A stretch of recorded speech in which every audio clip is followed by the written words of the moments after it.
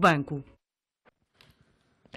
António Rodrigues e Hugo Pires são os convidados deste Em Foco. Meus senhores, muito boa tarde.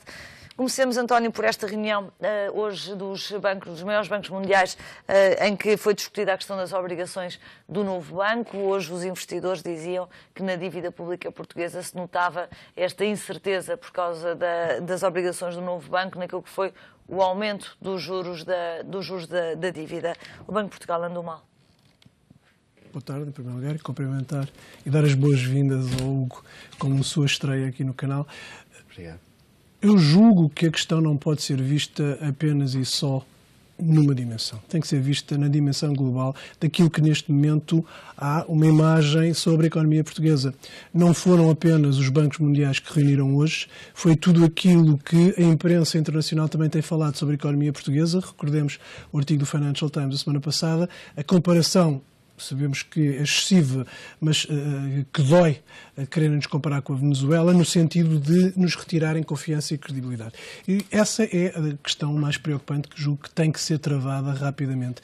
É que, independentemente daquilo que se possa querer fazer em termos nacionais, nós somos uma economia aberta, somos demasiado, ou sofremos demasiados efeitos dos externos, e, portanto, qualquer decisão, já nem sequer falo na questão de todos os investimentos estrangeiros neste momento estarem praticamente parados em relação a Portugal. Estão todos expectantes. Ainda ontem tive uma reunião em que um responsável internacional me dizia: os investidores do meu país, era um embaixador, os investidores do meu país, neste momento, estão à espera para ver o que é que vai acontecer à economia portuguesa. E, portanto, não se pode pôr a questão apenas e só na reunião de hoje dos bancos de dimensão grande. Provavelmente para Portugal ser um assunto é o reflexo de tudo isso. Exatamente. É porque falamos disto, falamos daquilo que é público, falamos da reversão das concessões. Quer se queira, quer não, independentemente, eu já disse isto aqui, não tem a ver só com a questão ideológica ou política ou do acordo político das esquerdas, tem a ver com a questão da confiança internacional. Alguém que quer fazer um investimento e que não sabe se vai ter garantias de continuidade desse investimento. Tem a ver com a dívida, mas tem a ver, acima de tudo, e nós sabemos, este é um plano que começa a aparecer demasiado depressa com aquilo que aconteceu no final da década passada. Isto é, tudo aquilo que aconteceu a partir de 2007, que se agravou em 2009 e que nos conduziu à condição, à situação de 2011, começa a aparecer demasiadamente rápido agora, que é a dívida portuguesa a disparar, a confiança internacional a perder-se e todos os agentes a fugirem de investirem em Portugal. E não basta, como um candidato presidencial dizia, não basta assentarmos a nossa economia nas exportações, mas temos, e acima de tudo precisamos, para criar emprego de investimento. Se não há investimento público e não chega ao investimento público, temos que contar com o investimento privado. Se não há português, tem que ser também internacional. E se ele não existir, nós não sairemos daqui. O que fiz? A verdade é que, de facto, as últimas semanas foram de alguma deterioração daquilo que é a imagem que o exterior tem do país. O que é que está ao alcance do Executivo, para já se há esse reconhecimento dessa deterioração da imagem, e o que é que está ao alcance do Executivo fazer, tanto mais que está também a travar uma batalha em Bruxelas para ter um orçamento mais expansionista do que aquele que Bruxelas gostaria? Bom, boa tarde a todos. Antes de mais, queria também dizer que é um prazer estar aqui. É a minha primeira vez aqui na Económico TV. E é muito bem-vindo. Obrigado. E quero dizer que esta deterioração não tem uma explicação plausível. O governo, nós temos um governo em funções há cerca de 2 meses e há uma coisa que este governo assumiu-se com um programa muito claro, com um acordo à esquerda muito claro e, sobretudo, com uma premissa que não há políticas, ou não há finanças públicas sãs sem uma economia sã. E, sobretudo, é nessa perspectiva e na perspectiva de começar a aliviar a classe média e, sobretudo, as famílias e dar mais rendimento disponível às famílias que o governo do Partido Socialista, com os acordos à esquerda, pretende e já começou e, sobretudo, é um dos primeiros governos em que o que prometeu já está a cumprir e muitas dessas medidas já estão em cima da mesa. Isso é uma dimensão interna da análise, ou seja, há um programa prometido aos portugueses, esse programa está a ser cumprido. Exatamente. Mas nada disto tem muito a ver com aquilo que é a percepção que investidores internacionais têm de Portugal.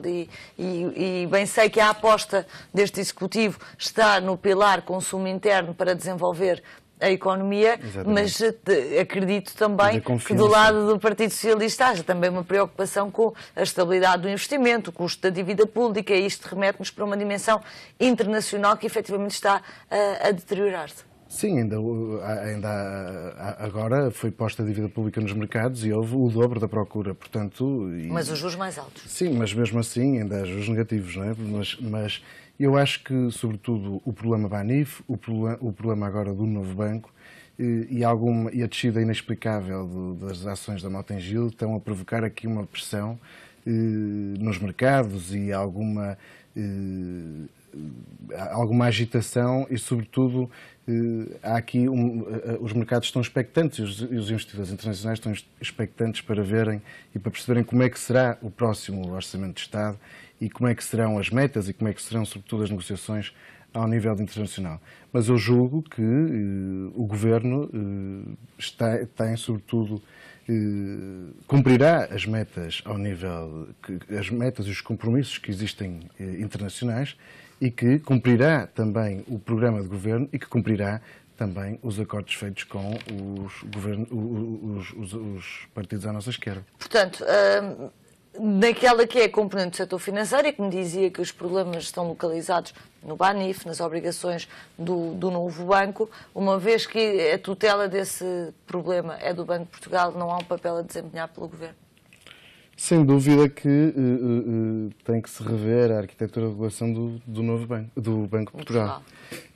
Não é compatível hoje nós termos um Banco de Portugal que há aqui um claro conflito de interesse entre a supervisão e a resolução, não é? E, portanto, é preciso que o Governo olhe para isto e que haja uma discussão e que se pense sobre o que é que sobre o futuro do Banco de Portugal. Com Carlos Costa ou sem Carlos Costa? Isso ainda não, acho que é prematuro falar sobre isso, mas dos últimos desempenhos que nós temos visto do Sr. Governador, tem-me desiludido a mim pessoalmente, enquanto cidadão. Muito bem. António, já era tempo, de facto, do Banco de Portugal ter vindo a falar, termos ouvido os porquês desta decisão, o porquê é esta e não outra, ou cada vez que for preciso pedir alguma explicação, temos que ter uma comissão parlamentar de inquérito. Vamos ter uma comissão parlamentar de inquérito às obrigações séniores do novo banco para perceber porque é que foi tomada esta decisão. Julgo que não. Esta matéria, a matéria financeira, tem que ser sempre vista com muito cuidado. Em primeiro lugar, eu julgo que é um erro personalizar isto no Governador. A decisão do Banco de Portugal é feita e fundamentada com elementos técnicos que são assumidos dentro do próprio banco.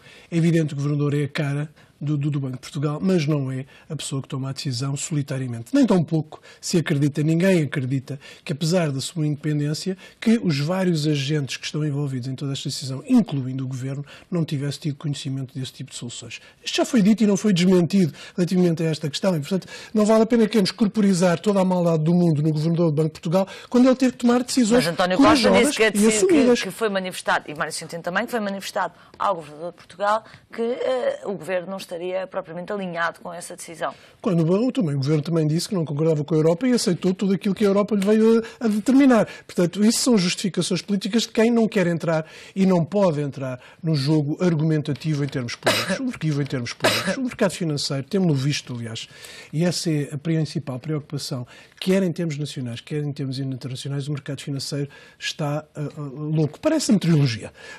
Estamos todos à espera qualquer dia que apareça um qualquer furacão e que arrasta ainda mais este tipo de situações para movimentos inexplicáveis.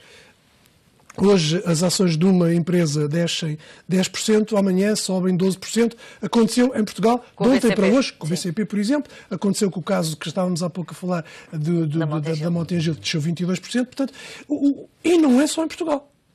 Nós acordamos de manhã a saber que a Bolsa de Xangai fecha 2, 3, 4, 7% e depois suspendem as ações. A Bolsa de Tóquio é a mesma coisa. Depois, logo a seguir, começa a subir e a recuperar. E, portanto, o sistema financeiro está de uma forma ultrassensível. Tudo aquilo que se fizer em Portugal nesse sentido piora ainda mais as coisas. E, portanto, é preciso ter alguma cautela nisto. Agora, Para quem está tão preocupado com as questões financeiras do país, eu julgo que essa é uma questão que é diretamente apontável ao Governo.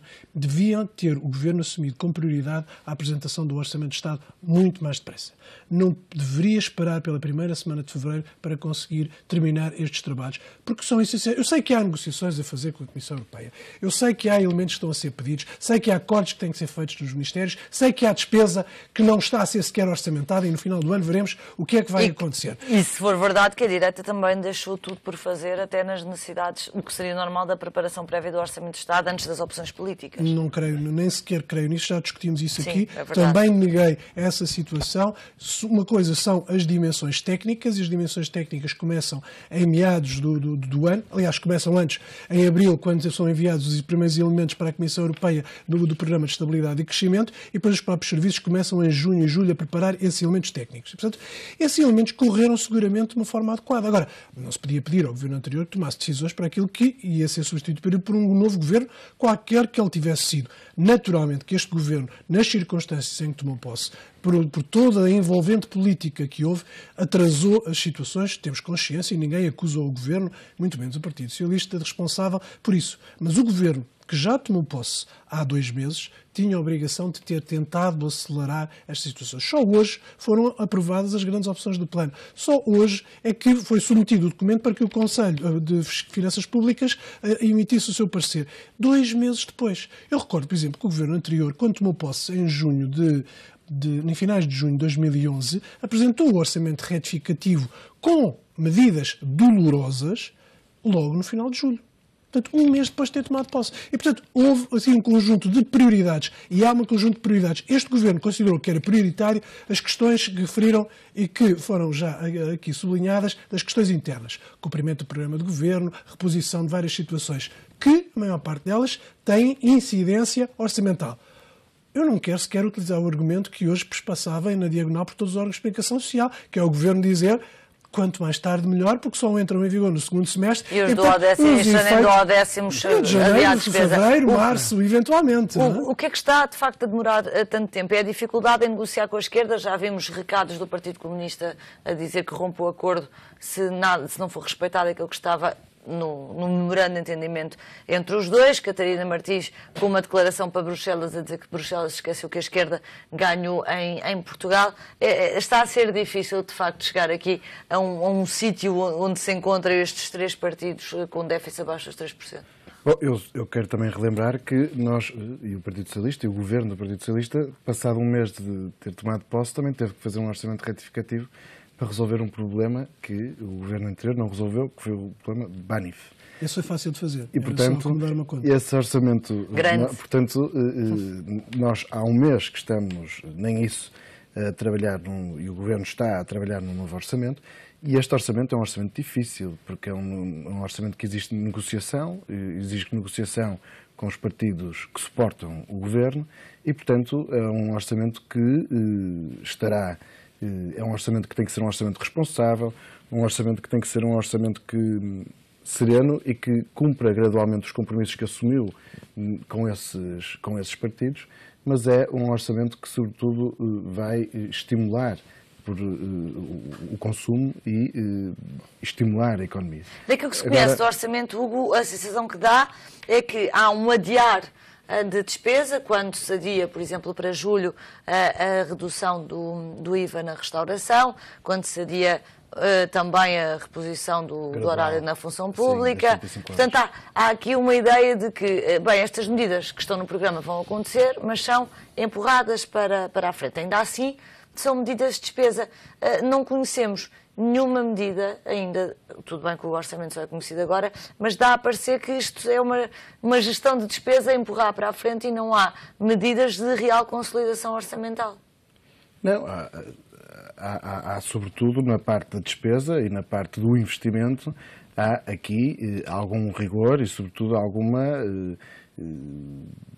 bem que eu hei de explicar, neste momento o Governo não fará uma despesa ao nível das obras públicas ou faraónicas ou vai haver um investimento de 300 milhões de euros para algumas infraestruturas, para estimular de alguma forma esse investimento, mas as grandes obras públicas, isso parou, ou, sobretudo, os grandes investimentos vão parar. Mas aí está-se a comparar com o governo de José Sócrates. O que eu digo é, em relação à última legislatura, não há uma preocupação de manutenção da despesa, ou de corte, idealmente, da despesa, como havia no governo anterior.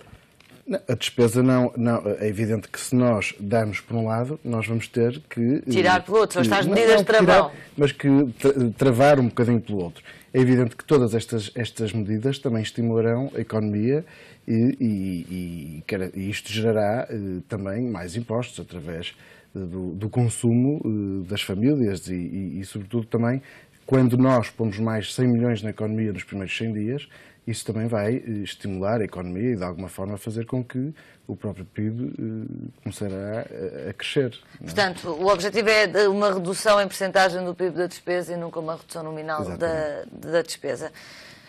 António, tudo isto acontece numa altura em que, nas últimas sondagens, António Costa já aparecia à frente do PSD. Vamos ver se esta pressão da esquerda corresponde aqui a um acelerar daquilo que pode ser o calendário eleitoral. Muito se discute se este governo aguenta uma legislatura ou menos. A direita está pronta para combater no sentido de uma eleição antecipada, ou está ainda em período de carpir a forma como não chegou ao governo depois de ter ganho eleições e ainda está desorganizada?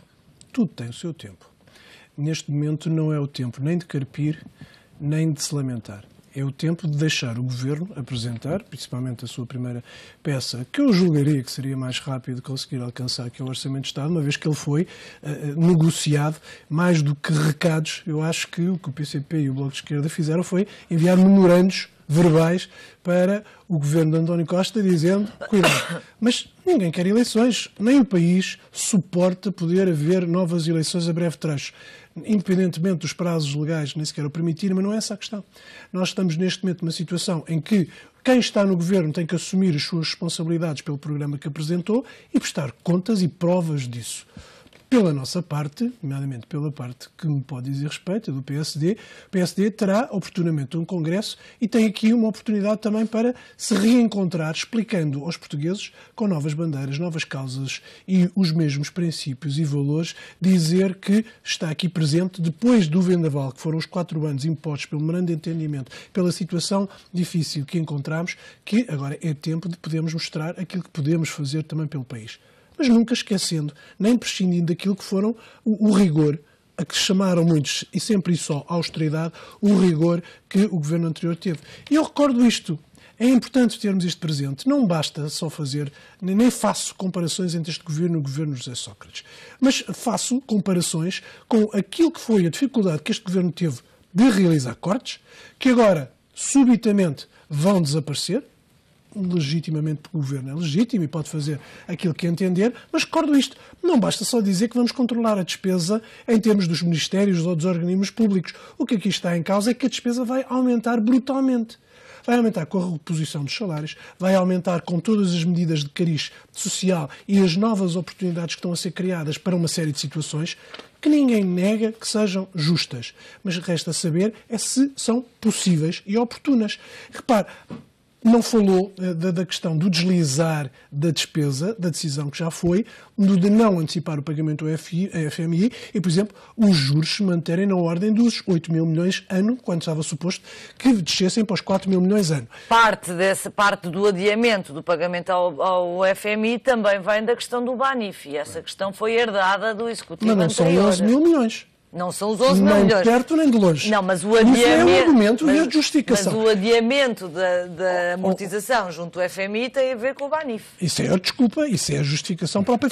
É a mesma lógica que eu ouvi hoje. Ouvi hoje uma coisa extraordinária. Vinha para cá e ouvi esta coisa extraordinária, o que demonstra como é que vamos fazer malabarismos políticos a partir de agora. Quer dizer, a justificação e a consequência para que o IVA da restauração só possa entrar em vigor a 1 de julho. E a notícia era: IVA da restauração, apenas a partir de 1 de julho, passa a estar em vigor. E com isto se poupa 175 milhões. O que é extraordinário. Porque é o contrário. É que se perde 350 milhões de receita de IVA por causa... 175 do primeiro semestre, mas ao todo, o ano inteiro, são 350 milhões que se perdem. Mas a notícia não era essa. A notícia era ganham-se 175 milhões daquelas dos 360 milhões de receita que se vai perder. E isto é malabarismo político. Havia um relatório do Commerzbank esta semana também, em que, não falando no caso do Banif, dizia que Portugal corria o risco de pedir um novo resgate, que estava em causa também reverter medidas que tinham contribuído para a competitividade e estavam francamente preocupados com Portugal e focavam-se apenas nas políticas do governo. Portanto, aqui o setor financeiro não servia como argumento para esta preocupação. Como é que isto vai funcionar? Resolve-se o problema internamente, ou seja, vamos cumprir o programa e depois logo se vê como é que os mercados funcionam, porque é um triângulo, que é portugueses, Bruxelas, mas depois há todos os outros. Mais do que falar, como dizia o Sr. Primeiro-Ministro hoje, mais do que falar de um relatório, é preciso falar do que realmente existe e do que o Governo está a pôr em prática das medidas para estimular a economia e, sobretudo, gradualmente acabar com o fim da austeridade. E a questão do IVA, sobretudo do IVA da restauração, é uma coisa muito importante na vida de milhares de pessoas e de centenas de empresas. Hoje, o IVA da restauração asfixia uma série de pessoas e de empresários que não conseguem e que tiveram que despedir gente porque não conseguem manter os trabalhadores porque estão completamente asfixiados. E, portanto, se nós... há sempre o copo, nós podemos olhar para o copo meio cheio ou meio vazio. E eu prefiro olhar para o copo de uma forma positiva e dizer que o IVA da restauração e a descida do IVA da restauração vai criar mais emprego e vai, sobretudo, trazer mais alívio a esses empresários da restauração e a esses pequenos empresários da restauração que muitas vezes é a própria economia familiar, é a família que ali está e que às vezes já não chega para eles. E, portanto, nós, esta política de devolver e de disponibilizar rendimentos às pessoas é sobretudo também uma questão de dignidade. Você acredita mesmo nisso? E acredito profundamente. E que, através desta política de dar mais rendimento às pessoas, eu não tenho dúvida nenhuma, e dar mais dignidade às pessoas, eu não tenho dúvida nenhuma. Isso só não resolve os problemas de Bruxelas e dos investidores internacionais. Não, porque nós vamos conseguir, há uma coisa que nós vamos conseguir, que é rigor nas contas públicas, e um aumento do rendimento disponível para as famílias, e sobretudo temos o compromisso com os partidos à nossa esquerda que vamos cumprir e os compromissos internacionais que também vamos cumprir certamente. Muito bem, meus senhores, muito obrigada pela presença no Em Foco, que termina por aqui.